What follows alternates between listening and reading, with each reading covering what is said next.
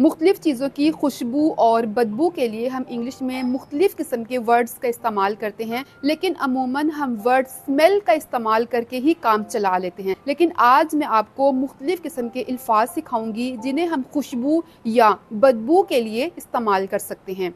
खाने पीने की चीज़ों में से जो खुशबू, जो महक आती है, उसके लिए हम इंग्लिश का वर्ड यूज़ करते हैं अरोमा। इसी तरह से फूलों और परफ्यूम्स की जो खुशबू होती है उसे हम कहते हैं फ्रेगरेंस।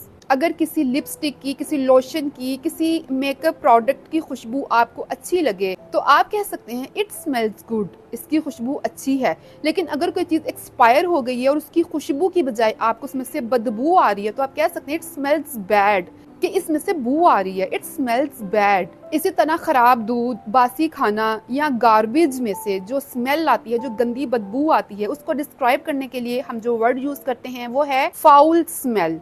और गंदे कपड़ों, जुराबों और डस्टबिन में से जो गंदी स्मेल आती है उसके लिए हम इंग्लिश का वर्ड यूज़ करते हैं स्टिंकी। और हर किसी के जिस्म की एक अपनी मखसूस स्मेल होती है, अच्छी या बुरी, तो उसे हम इंग्लिश में बोलते हैं body order. Hopefully you learn something new today. Follow for more lessons.